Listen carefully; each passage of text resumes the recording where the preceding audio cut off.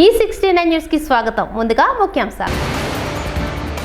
108 దేశాల్లో నవకార్ మహామంత్ర పఠనం పాల్గొన్న ప్రధాని మోదీ.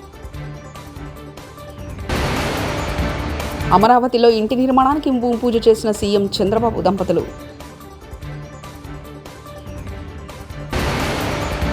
కేసీఆర్ సాగు భాష మాట్లాడితే రేవంత్ రెడ్డిది సాగు భాష మాట్లాడుతున్నాడు హరీష్ రావు.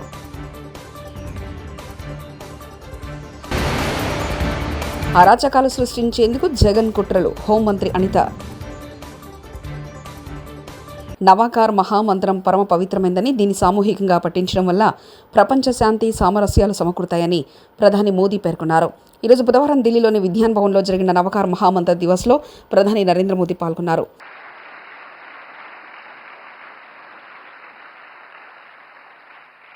जैसा ही आप संसद के नए भवन में शार्दुल द्वार से प्रवेश करते हैं तो स्थापत्य गैलरी में सम्मेद शिखर दिखता है.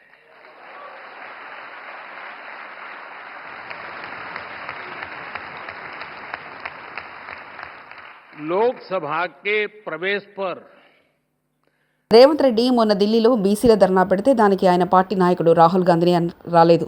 కనీసం ఆయనకు అపాయింట్మెంట్ కూడా ఇవ్వలేదు. కానీ తెల్లారు మాత్రం బట్టి విక్రమ పీసీసీ అధ్యక్షుని పిలిపించుకుని సోనియా గాంధీ రాహుల్ గాంధీ ఫోటోలు దిగారు. రేవంత్ రెడ్డికి మాత్రం తలుపులు కూడా తెరుస్తలేరంటూ మాజీ మంత్రి ఎమ్మెల్యే హరీష్ రావు వ్యాఖ్యానించారు. మాట్లాడింది కానీ ఢిల్లీ దాకా పోయినాక అర్థమైంది ఏంది, ఈయన పిలిస్తే రాహుల్ గాంధీ రాలే. ఈయన ధర్నా పెడితే ఈయన పార్టీ నాయకుడు రాహుల్ గాంధీ ఢిల్లీలో ఉండి ధర్నాకు రాలే. అపాయింట్మెంట్ కూడా ఇయ్యలే. ఈయనకు లాస్ట్కి ఈయన వాపస్ వచ్చిండు. ఈయన వచ్చినాక తెల్లారి మాత్రం మిగతా పీసీసీ అధ్యక్షుడు ఉప ముఖ్యమంత్రిని అందరినీ పిలిచి సోనియా గాంధీ ఫోటోలు దిగింది, రాహుల్ గాంధీ ఫోటోలు దిగింది. రేవంత్ రెడ్డికి మాత్రం తలుపులు బంద్ పెడుతున్నారు. ఈయనని కలుస్తలేరు. వాళ్ళని పిలిచి ఫోటోలు దిగింది తప్ప ఈయన పిలిస్తే ధర్నాకు రాలే, ఈయన కలుస్తారంటే తలుపులు తెరవలే. ఇది ఇలా రేవంత్ రెడ్డి పరిస్థితి అయిపోయింది. కేసీఆర్ది సాగు భాష అయితే రేవంత్ రెడ్డిది చావు భాష. కేసీఆర్ ఎప్పుడు మాట్లాడినా మిషన్ కాకతీయ కింద చెరువులు బాగు చేయమన్నాడు, వాగుల మీద చెక్ డ్యాములు కట్టమన్నాడు, ప్రాజెక్టులు కట్టమన్నాడు, రైతులకు నీళ్లు ఇవ్వమన్నాడు, రైతులకు నీటి తీరువా రద్దు చేసిన భాష కేసీఆర్ది. రేవంత్ రెడ్డి మాట్లాడితే ఏమవుతాడు? నీ పేగులు వీక్తా, మెడలేసుకుంటా, నేను తొండలు సొర్రగొడతా, తొక్కుతా, సంపుతా, సీరుతా, బట్టలు కూడా వీక్తా, గిద్దప్ప సాగు భాష తప్ప ఒక్క మంచి భాష మాట్లాడిండా ముఖ్యమంత్రి? కేసీఆర్ది సాగు భాష, రేవంత్ రెడ్డిది చావు భాష. ఇంతకు మించి నువ్వు చేసింది ఏమున్నది రేవంత్ రెడ్డి అని అడుగుతా ఉన్నా. తెలంగాణ నీళ్లు ఆంధ్రాకు, తెలంగాణ నిధులు ఢిల్లీకి తరలించడమే రేవంత్ రెడ్డి కర్తవ్యం. నాయుడు నాగార్జున సాగర్ను ఆక్రమించుకున్నా కూడా రేవంత్ రెడ్డి చూస్తూ కూర్చున్నాడు. చంద్రబాబు ద్వారా మోదీ మెప్పు పొందడానికి తెలంగాణకు అన్యాయం చేస్తున్నాడంటూ మాజీ మంత్రి ఎమ్మెల్యే జగదీష్ రెడ్డి వ్యాఖ్యానించారు. ఈ సంవత్సరం ఉన్న నీళ్ళను మొత్తం తీసుకుపోయిండ్రు. వాళ్ళ వాటా మొత్తం దినంగా తాగంగా తెలంగాణ వాటాలో ఉండే నీళ్లు తెలంగాణ యాసంగి కావచ్చు, ఎండాకాలం మంచినీళ్ళ కొరకు కావచ్చు, హైదరాబాద్ మంచినీళ్ళు, రంగారెడ్డి, మహబూబ్ నగర్, నల్గొండ, ఖమ్మం జిల్లాల మంచినీళ్ళ కొరకు పెట్టుకున్న నీళ్లను దొంగతనంగా దోసుకపోయాడు. ఒక్క మాట మాట్లాడలే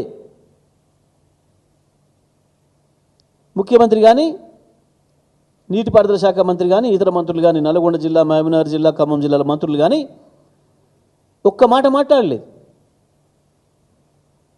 ఎందుకో చంద్రబాబును చూసి వణుకుతున్నారు. చాలా ఆశ్చర్యంగా ఉంది. వాళ్ళ పార్టీ అధిష్టానాల కంటే ఎక్కువ చంద్రబాబుతో మంచిగా ఉండాలన్న ప్రయత్నం ఈ రాష్ట్ర ముఖ్యమంత్రి మంత్రులు చేస్తున్నారు. చంద్రబాబు భయ మోడీతో మంచిగా ఉండాలని. చంద్రబాబు గారు దాన్ని వాడుకొని బ్రహ్మాండంగా తెలంగాణ వనరులు ఎట్లా దూసుకోపోవాలి, తెలంగాణ ఎట్లా ఇబ్బందులు పాలు చేయాలనే ప్రయత్నంలో వారి కార్యక్రమంలో వారు బిజీగా ఉన్నారు. కానీ మరి వీళ్ళకి లేదు సోయి. తెలంగాణ నిధులు తీసుకుపోయాము ఢిల్లీకి అప్ప చెప్తున్నారు, నీళ్ళని తీసుకుపోయి ఆంధ్రప్రదేశ్కి అప్ప చెప్తున్నారు. తెలంగాణ నిధులు ఢిల్లీకి, నీళ్లు ఆంధ్రప్రదేశ్కి. రేవంత్ రెడ్డి ప్రభుత్వం చేస్తున్న గొప్ప పని గిది ఇవ్వాల.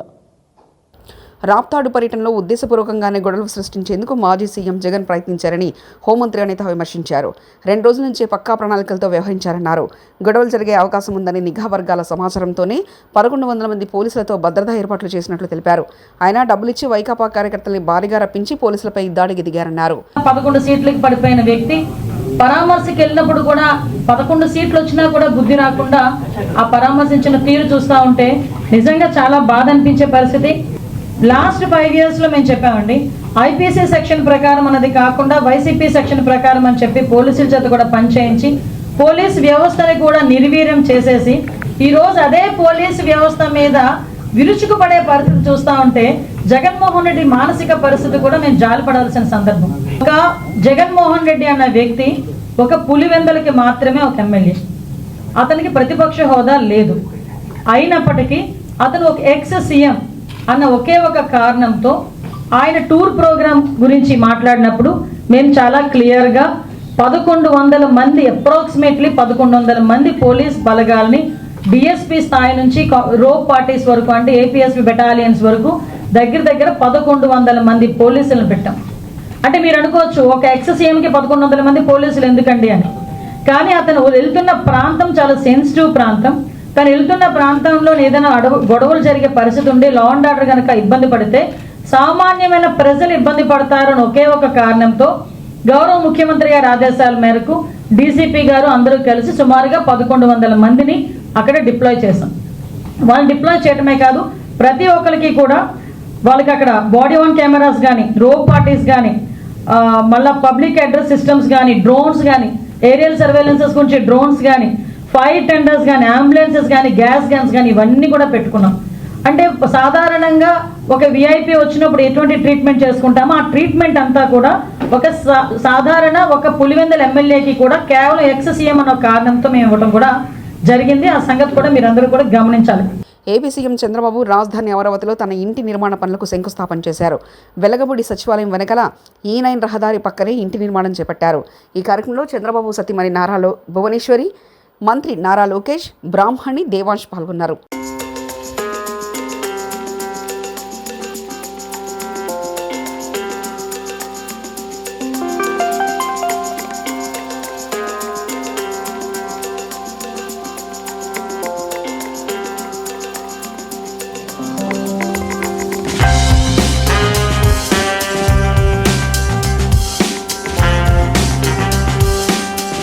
సిరిసిల్లలో హనుమాన్ పూజలో పాల్గొన్న స్వాములతో కలిసి భోజనం చేశారు కేటీఆర్.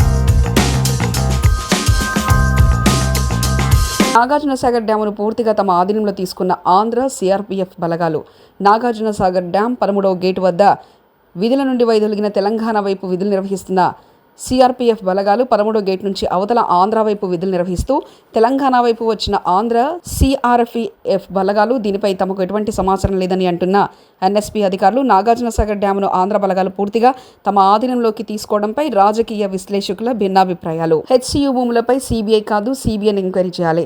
2003లో అటల్ బిహారీ వాజ్పేయి, చంద్రబాబు ఇద్దరు కలిసి హెచ్సియు భూమిని ఐఎంజీ భారత్ అనే ఫ్రాడ్ కంపెనీకి కట్టబెట్టారు. కాంగ్రెస్ ఎంపీ చావల కిరణ్ కుమార్ రెడ్డి. నెహ్రూ 2003లో వాజ్పేయి గారు ప్రధానమంత్రి. ఈ భూముల మీద నువ్వు సిబిఐ ఎంక్వైరీ అయితే వాజ్పేయి లేడు, చంద్రబాబు నాయుడు ఉండు పక్కన. సిబిఐ వేస్తావా సిబిఐ వేస్తావా ఎంక్వైరీ? సిబిఐ అంటే చంద్రబాబు ఎంక్వైరీ. చంద్రబాబు ముఖ్యమంత్రి ఉన్నప్పుడు ఈ 400 ఎకరాలు బిల్లీరావుకి ఇచ్చిండు ఐఎంజీ భారత. మరి బండి సంజయ్ గారు ఇప్పుడు డెఫినెట్గా సిబిఐ ఎంక్వైరీ చేసి ఆ భూములను తేలుస్తాడట. తాడో పేడు ఏంది నువ్వు తాడు చేసేది, పేడు తేల్చేది? నువ్వు ఉన్న పార్టీ ఆ రోజు అధికారంలో ఉంది, నీకున్న అలయన్స్ ఇప్పుడు ఉన్నది 18వ లోక్సభలో ఉన్న అలయన్స్, ఇప్పుడు ఆ అలయన్స్ అప్పుడు ఇక్కడ ముఖ్యమంత్రి ఉంది చంద్రబాబు గారు. వీళ్ళిద్దరు కలిసి ఆ భూమిని ఎస్యూ మధ్యన డివైడ్ చేసిన విషయాన్ని నీకు ఇప్పటి మటుకు అవగాహన లేదు.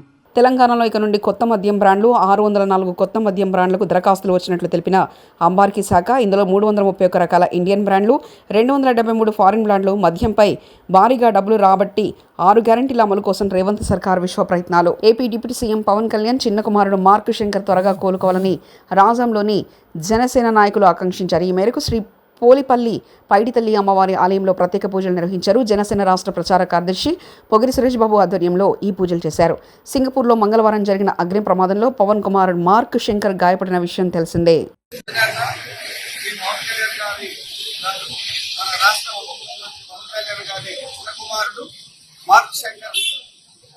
అకస్మాత్తుగా అనూహ్యంగా సింగపూర్లో చదువుతున్న స్కూల్లో అగ్ని ప్రమాదం జరిగి ప్రమాదం జరగడం జరిగింది.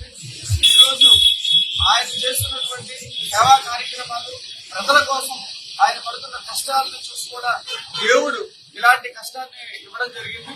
కాకపోతే ఫ్యూచర్లో ఆ మార్క్ శంకర్ ఆరోగ్యం కోలుకొని తొందరగా రికవర్ అయ్యి మరి దీనికి ఇంకా స్ఫూర్తినిచ్చి ధైర్యాన్ని ఇచ్చేటట్లు ఉండాలని ఈరోజు మేము రాజాము పోలిపల్లి పైడితల్లి వారి దేవాలయంలోను, చర్చిల్లోను, తర్వాత అలాగే మసీదుల్లోనూ కూడా ప్రార్థనలు జరుపుకున్నాం.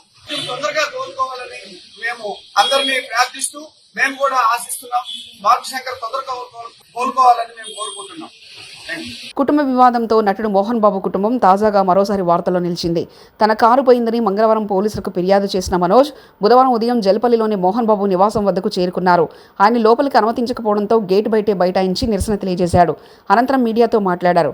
ఇంట్లో తనకు సంబంధించిన వస్తువులు, పెంపుడు జంతువులు ఉన్నాయని వాటిని తీసుకెళ్దామంటే లోనికి వెళ్ళనివ్వట్లేదంటూ మనోజ్ తెలిపారు. ఈ క్రమంలో ఆయన పోలీసులపై ఆరోపణలు చేశారు. ప్రూఫ్స్ ఇచ్చారు, కత్తులు గన్నులతో కొట్టరా అని చెప్పి మా మీదకి వచ్చారు, కర్రలతో వచ్చారు, గన్నులు తీశారు. ఇవన్నీ ప్రూఫ్ సీఏ దగ్గర ఉన్నాయి. ఏసీపీ గారు లేరు, మోహన్ బాబు గారు చెప్పాలి అంటున్నారు. సార్ ఇది ఎక్కడ లేదు సార్, ఇంటి లోపల మా నాన్న లేరు, ఎవరు లేరు, మా పెట్స్ ఉన్నాయి, 25 మంది రౌడీ షీటర్లు ఉన్నారు. నేను డ్రోన్ పంపిస్తాను సార్ చూడండి సార్ అంటే పంపించద్దు, నేను చూడకూడదు. పోనీ నేను ఇక్కడ ఉంటాను సార్, మీరు లోపలికి వెళ్ళిన పెట్స్ నేను కుక్క పిల్లలన్నీ ఇచ్చేయండి సార్, తీసుకెళ్ళిపోతాను. 3 ఉన్నాయి సార్, వాళ్ళు నీళ్లు పెడుతున్నారు, ఏం పెడుతున్నారు, ఎండాకాలం చూసుకుంటాను సార్, పిల్లల్లా పెంచుకుంటాం వాటిని. మేము నా కాదు మీరు వెళ్ళి తండ్రి సరే దండం పెట్టుకున్నారు, కాలు పట్టుకుంటాను సార్ అని నేను. కళ్ళల్లో నీళ్ళు వచ్చేసింది, ఆ పెట్స్ వచ్చేసి గేట్లు సందుల్లో మీకు ఏదో చీటింగ్ జరిగింది అక్కడ, we want to prove it. నేను ఆ ఆర్గ్యుమెంట్ జరిగింది, వి ప్రూవ్డ్ ఇట్ రైట్. కోర్టులో అక్కడ ఎవరో వీళ్ళు తప్పుదారి పెట్టి కోర్టుకి చెప్పారు, జడ్జి గారు చెప్పి కోర్టుని చీట్ చేస్తారని తిట్టి అవతల వాళ్ళని కూడా ఈయన మీద వేసిన ఆర్డర్ నేను వెకేట్ చేస్తానని తీసేశారు. సో ఒరిజినల్ హైకోర్టు ఆర్డర్లో ఇప్పుడు నేను ఇక్కడికి వచ్చాను. మా ఇంట్లో ఎవరు లేరు, మొత్తం anti social elements, rowdy sheeters, police లాఠీలు పెట్టుకోలే. ఈ అమ్మ ఫోటోలు తీసింది, ఈ అమ్మాయిని ఆపేస్తే మీరు ఎవరు రాలేదు, అమ్మ నా బెండెక్కమ్మ అని చెప్పి ఎక్కించుకుని తీసుకెళ్ళాను. ఈ తల్లిని తీసుకెళ్లిన తర్వాత తల్లి వీడియోలు తీస్తుంది, సిఐ వచ్చారు, సిఐ వచ్చేసి పాప మీద పట్టుకొని తోయడం. వైకాపా అధినేత మాజీ ముఖ్యమంత్రి వైఎస్ జగన్ వ్యాఖ్యలను పోలీస్ అధికారుల సంఘం ఖండించింది. పోలీసులను బట్టలుడదీసి నిలబడతాం గర్హనీయమని పోలీస్ అధికారుల సంఘం రాష్ట్ర అధ్యక్షుడు శ్రీనివాసరావు విమర్శించారు. జగన్ వ్యాఖ్యలపై సభ్య సమాజం ఆలోచించాలన్నారు. తీవ్ర ఒత్తిడి ఉన్న మాపై ఇలాంటి వ్యాఖ్యలు సరికాదు, జగన్ తన వ్యాఖ్యలను వెనక్కి తీసుకొని క్షమాపణ చెప్పాలి, లేదంటే న్యాయ పోరాటం చేస్తామని శ్రీనివాసరావు హెచ్చరించారు.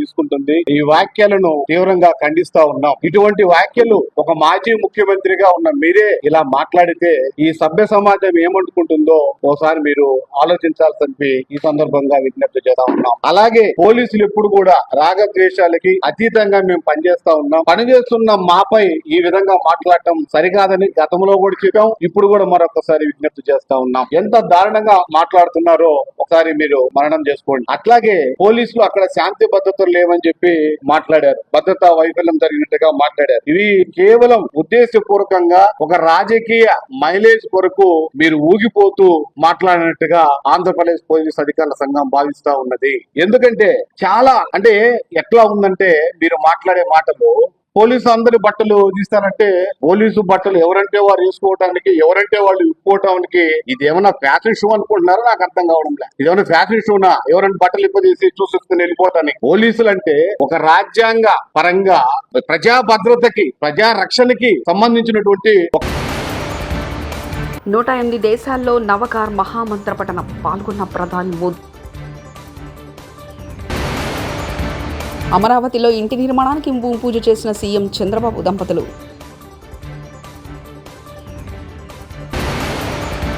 కేసీఆర్ సాగు భాష మాట్లాడితే రేవంత్ రెడ్డిది సాగు భాష మాట్లాడుతున్నాడు హరీష్ రావు.